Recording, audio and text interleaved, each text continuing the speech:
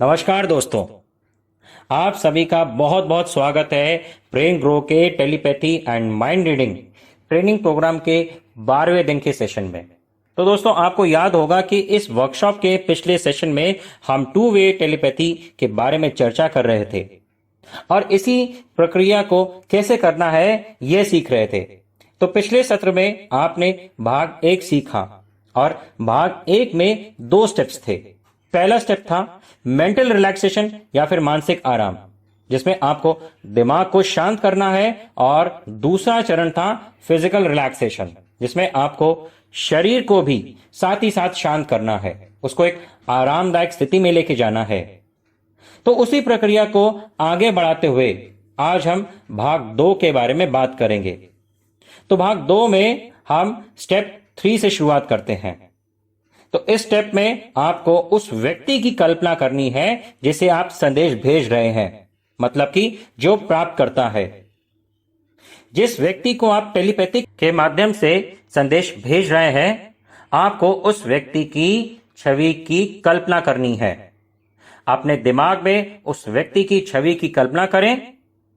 कल्पना में आप उस व्यक्ति के आंखों को देखें, उसके बालों को देखें, वो किस रंग के हैं, नाक कैसी है। मतलब ये कल्पना आपकी जितनी डिटेल्ड हो पाए उतना डिटेल में आपको ये कल्पना करनी है। जितने अधिक विवरण के साथ आप कल्पना करेंगे उतना ये और प्रभावशाली होगा। अब ये भी हो सकता है कि आपको उस व्यक्ति का चेहरा याद ना आए, तब आपको क्या करना है? तब आपको टेलीपैथी की प्रक्रिया को फिलहाल रोक देना है और उस व्यक्ति की फोटो को अच्छे से देखें, ध्यान से देखें, सारे विवरण को ध्यान में रखने की कोशिश करें। उसके बाद फिर से आपको स्टेप 1 से, यहां पर स्टेप 3 से नहीं बल्कि स्टेप 1 से फिर से इस टेलीपैथी की प्रक्रिया को आरंभ करना है। स्टेप 1 करना है, फिर स्टेप 2 करना है और स्टेप 3 में आपको फिर से अपने दिमाग में उस व्यक्ति की छवि की कल्पना करनी है जिसे आप संदेश भेज रहे हैं। प्राप्तकर्ता की छवि की कल्पना करनी है और ये कल्पना आप 1 या 1.5 मिनट तक आप कर सकते हैं। कम से कम इतना तो करें ताकि आपकी जो प्रक्रिया है वो और भी प्रभावशाली हो पाए और भी सफल हो पाए। अब एक जरूरी बात है जो मैं आपको बता देना चाहता हूं कि जो प्राप्त करता है, जो आपका संदेश पा रहा है या पाने वाला है, वह प्राप्त करता इस वक्त जिस समय आप ये प्रक्रिया कर रहे हैं वह ध्यान की स्थिति में होगा। वह बिल्कुल शांत बैठा होगा, वह ध्यान की अवस्था में होगा। इस बात का ध्यान रखना है कि प्राप्तकर्ता भी ध्यान की अवस्था में हो, उसका दिमाग शांत हो और वह इस प्रक्रिया के साथ ही साथ ध्यान की अवस्था में बैठा हुआ हो, ताकि आपकी 2 वे टेलीपैथी वाली जो प्रक्रिया है प्रभावी ढंग से पूर्ण हो पाए। अब इसके बाद आता है स्टेप 4। अब इसमें क्या होता है? आपको कल्पना करनी है कि आप कैसा महसूस कर रहे हैं जब आप उस व्यक्ति से संपर्क करते हैं। तो मतलब मान लीजिए कि ऐसा आपको कल्पना करनी है कि अगर वह व्यक्ति जो प्राप्त करता है वह वाकई में आपके सामने बैठा हुआ है, तो रियल में आप कैसा महसूस करते हैं अपनी बात को बताते समय, और साथ ही साथ वह व्यक्ति भी कैसी प्रक्रिया दिखाता है यह भी आपको महसूस करना है। आपको इन दोनों चीजों की भी कल्पना करनी है। तो आप कल्पना करें कि आप कैसा महसूस कर रहे हैं जब आप उस व्यक्ति से संपर्क करते हैं। तब अब हम आ जाते हैं स्टेप 5 पर। स्टेप 5 में क्या करना है? आपको उस संदेश पर ध्यान केंद्रित करना है जिसे आप भेजना चाह रहे हैं या जिसे आप भेज रहे हैं। आपका जो संदेश है, आपका जो भाव है जिसे आप टेलीपैथी के माध्यम से प्राप्तकर्ता को भेजने वाले हैं, उस पर ध्यान केंद्रित करना है। मान लीजिए आपका संदेश है आई मिस यू, या मुझे आपकी याद आ रही है। तो आपको ध्यान के अवस्था में रहते हुए इस संदेश पर ध्यान केंद्रित करना है।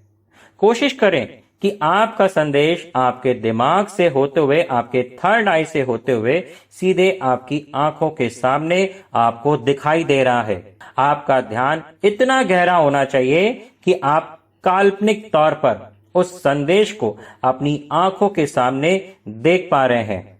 आपकी आंखों के सामने वह संदेश आपको वाकई दिखाई दे रहा है कि आप बोल रहे हैं कि आपको उनकी बहुत याद आ रही है।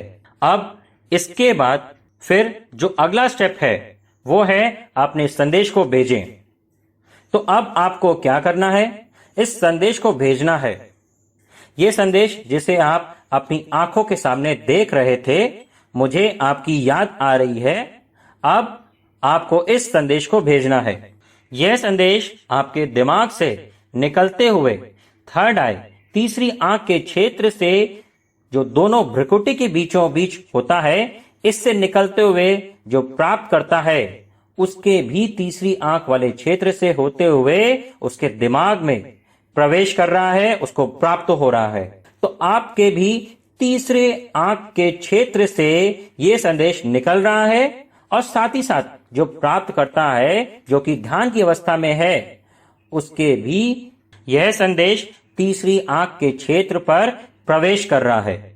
फिर उसके बाद अब आप चाहे तो अपने इस संदेश में कुछ प्रतीकों का भी इस्तेमाल कर सकते हैं ताकि आप उसे और भी प्रभावशाली बना सकें। उदाहरण के लिए आप एक दिल के प्रतीक का भी उपयोग कर सकते हैं और साथ ही साथ आप लिख रहे हैं कि मैं तुमसे प्यार करता हूं और बगल में एक दिल का आकार भी है। आप संदेश भेज रहे हैं या और इस संदेश जा रहा है और प्राप्तकर्ता उसे अपने थर्ड आई के क्षेत्र से ग्रहण कर रहा है। तो इस वक्त जब प्राप्तकर्ता आपके संदेश को प्राप्त करेगा तो उसे भी मन में कुछ भावनाएं आने लगेंगी और कुछ एहसास होने लगेगा कि कोई संदेश उसके मन में आ रहा है। आपने जो संदेश भेजा है, अब वही प्राप्तकर्ता उस संदेश के लिए ऐसा महसूस करने लगेगा कि उसके मन में उस संदेश को कुछ ना कुछ उससे रिलेटेड भाव आ रहे हैं। अब हम स्टेप 7 के बारे में समझ लेते हैं, यानी कि आखिरी स्टेप। यहां पर प्राप्तकर्ता उन सभी बातों को लिखे जो कुछ भी उसके मन में या दिमाग में आ रही हैं। मतलब जो रिसीवर है, आप उस व्यक्ति को उन सभी बातों को एक कागज में लिखने के लिए कहें। जो कुछ भी भाव प्राप्तकर्ता के मन में आ रहे हैं उसको किसी कागज पर लिख लेना है। इसका फायदा ये होगा कि जब आप टेलीपैथी की प्रक्रिया को पूरा करेंगे, उसके बाद आप प्राप्तकर्ता के पास जाकर ये जान सकते हैं कि आपने जो कुछ भी भेजा वाकई में वही संदेश प्राप्तकर्ता ने पाया है या नहीं। अब दोस्तों, ऐसा हो सकता है कि जब पहली बार आप कोई संदेश भेजें तो प्राप्तकर्ता उसे सही रूप में रिसीव नहीं कर पाया, तो इसमें चिंता की कोई बात नहीं है, क्योंकि ऐसा नहीं है कि एक बार में आप टेलीपैथी करना सीख जाएंगे। इस प्रक्रिया में महारत अभ्यास के साथ ही हासिल होती है और हो सकता है शुरुआती तौर पर जब आप ये प्रक्रिया करें तो आपको कुछ असफलताएं मिलें, पर मैं आपको विश्वास दिलाता हूं कि अभ्यास के साथ आप देखेंगे कि आप जो संदेश भेज रहे हैं, प्राप्तकर्ता वाकई में वही संदेश पा रहा है और इसकी जांच भी आप कर पाएंगे। तो कल के और आज के सेशन को मिलाकर मैंने आपको टेलीपैथी को करने की 7 स्टेप के बारे में जानकारी दे दी है। स्टेप 1 से लेकर स्टेप 7 तक सभी चरणों के बारे में बता दिया है। यहां पर एक चीज जो ध्यान रखने वाली है, जिसे आप संदेश भेज रहे हैं, जो प्राप्त करता है, उसको ध्यान की अवस्था में होना बहुत महत्वपूर्ण है। वह शांत रहेगा तभी वह आपके संदेश को सही ढंग से ग्रहण कर पाएगा। तो इस बात का आपको ध्यान रखना है। इन छोटी छोटी बातों को ध्यान रखकर और साथ ही साथ अभ्यास करते हुए आप टेलीपैथी की प्रक्रिया को और अधिक प्रभावशाली तरीके से कर पाएंगे। अब इससे जुड़ी हुई और भी कुछ बातें हैं जो मैं आपको अगले सेशन में बताऊंगा। आज के सेशन में इतना ही। ब्रेन ग्रो की टीम की तरफ से आप सभी का बहुत बहुत धन्यवाद। Thank you so much.